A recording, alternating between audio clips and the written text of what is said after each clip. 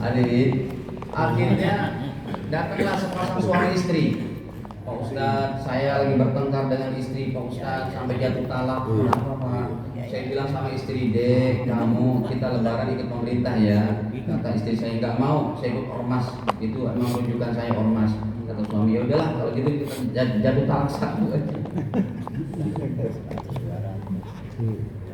Coba Bapak pikir, ada solusi nggak? Ulangi kemertuaan. Bukan masalah mertuanya, masalah penyatuan ini. Ya. Masalah penyatuannya ada solusi nggak kecuali pemerintah yang bertindak, terutama Kementerian Agama. Kan Menteri Agama nanti tetap ada sidang isbat tanggal 17 Februari. Cuma sayangnya tidak diberikan tindakan bagi ormas yang tidak hadir ke situ. Artinya ada ormas jauh-jauh hari dan tentukan 1 Ramadan tanggal berapa?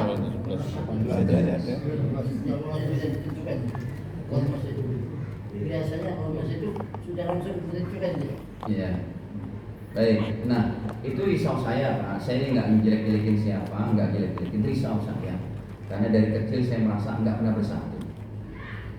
Dan solusi cuma pemerintah yang bisa ambil tindakan itu. Tapi kalau potensi perbedaan tetap ada dan mesti ada, karena nggak ada hukum pidananya bagi yang ini kan berarti membuat apa ya Pak? Dari dulu umat Islam nggak guyup kecuali kalau emang ada pihak ketiga, the hidden powernya yang menghendaki umat Islam biar nggak bersatu terus. Nah, kalau itu di luar wewenang kita deh, tawakal aja kepada Allah. Tapi nomor 5-nya tetap saya tulis, bila masih ada perbedaan, ya udah legowo. Kita kan udah biasa kayak gitu Pak. Sekalipun kita tahlilan, kita zikiran, ziarah kubur dibidah-bidahin, udah terserah semua aja gitu. Kita punya dalil sendiri, kita tetap legowo aja. Kita kan dididik sama ulama-ulama Ahlussunnah wal Jamaah yang berakhlak Pak, nggak mudah menyalahkan orang lain. Saya pun dibilang Ustadz, minal aidin, saya masih puasa Pak, haram Ustadz. Saya mau bilang ente yang masuk neraka kan gak enak juga, kesian juga kan. Ya udahlah masing-masing aja Mas. Yang repot lagi hadirin, ketika lebaran Idul Fitri kembar 2, ada seorang ustaz kemarin udah khutbah, saya bilang antum mau kemana lagi? Mau khutbah lagi Ustaz? Lah, kenapa begitu? Ngambil jobnya 2 katanya. La ilaha illallah.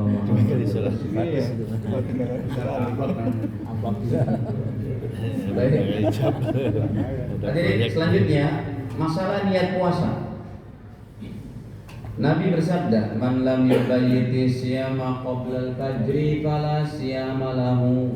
Siapa yang tidak niatin puasa dari malam hari sampai fajar. Apa arti fajar?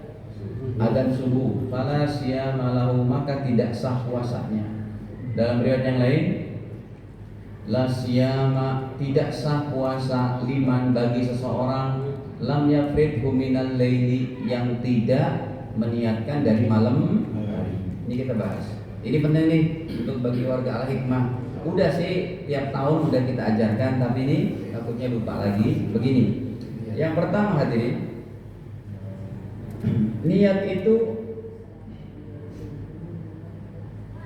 niat puasa Ramadan waktunya sejak adzan maghrib sampai adzan subuh. Ya, niat puasa Ramadan sejak adzan maghrib sampai adzan subuh. Yang kedua, jadi kalau Anda habis berbuka nih, makan, minum, saya contohin ya Pak. Saya kan contohnya harus jelas. Ada Allahu Akbar, pakai korma, pakai air putih, Bismillah. Udah makan minum, makan lontong lah, apalah, tahu isi kan gitu. Sebelum sholat lagi, Anda doa.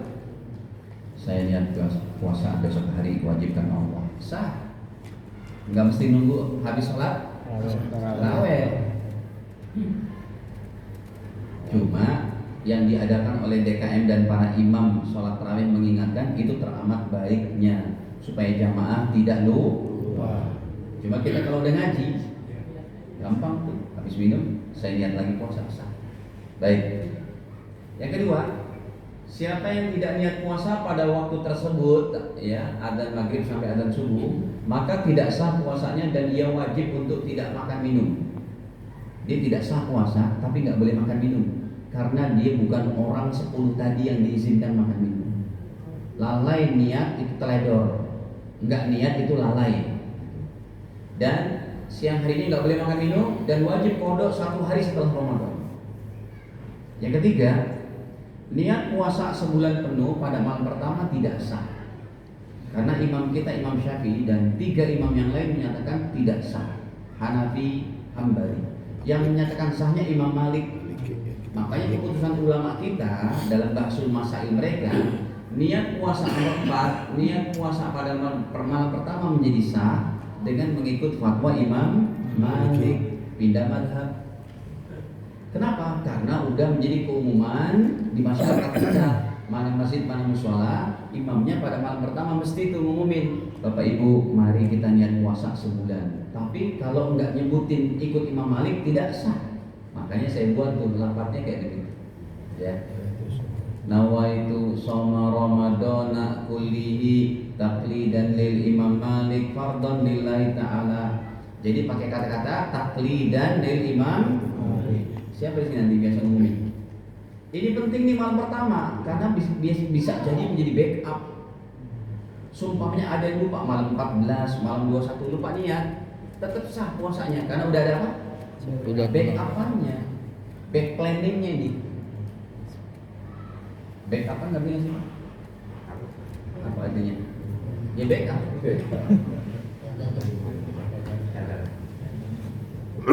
Enaknya apa ngucapin backup itu? Landasannya. Bukan landasan.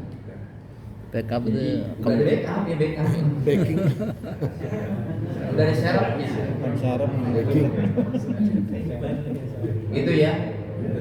Yang kelima, kayak gini kemarin Ramadan tahun kemarin saya di Pondok Gede. Dia menguatkan. Kita udah selesai tarawih. Si imam ini mau ngumumin, apa ibu sebentar Pak Imam, antum store dulu baca niatnya ke saya gimana? Dia niat gini, nawaitu shauma Ramadana kullihi fardhan lillahi ta'ala. Saya niat puasa Ramadan sebulan penuh, tidak sah. Antum kurang ngaji berarti. Kita madzhab Imam Syafi'i tidak sah dan mayoritas ulama katakan tidak sah.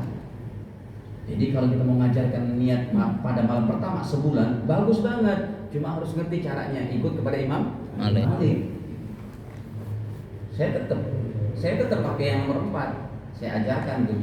Cuma pakai taklidan lil Imam Malik. Nomor 5. Bila sudah niat sebulan pada malam pertama, maka niat setiap malam hukumnya sunnah. Enggak apa-apa, tiap malam diajarkan lagi. Nawaitu shauma ghadin an adai fardhi syahri. Yang Ramadan doni. Kalau yang atas dona, yang bawah ini Ramadhani. Nih, nawaitu shauma ghadin an adai fardhi syahri Ramadhani hadisan nanti. Kenapa Ustaz pakai Ramadhani? Gini. Ramadan itu dalam grammar noun sorofnya disebut isim la yang sorif, kata benda yang tidak boleh menerima kasroh dan tanwin kecuali di tengah kalimat. Kalau di akhir kalimat harus fathah.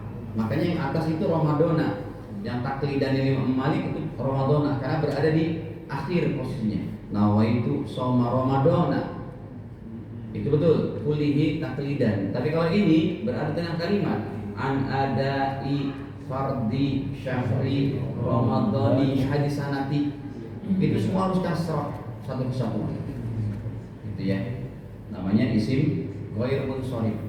Kalau dalam syair undang-undang ilmu nahwnya itu wajurra bil fathati ma la yansharif malam yudhaf aw yaku ba'da al-radib. Kata benda isim ghair munsharif dia wajib untuk difathahkan kalau berada di akhir. Tapi kalau dia berada di tengah kalimat wajib kasrah. Yang ke-8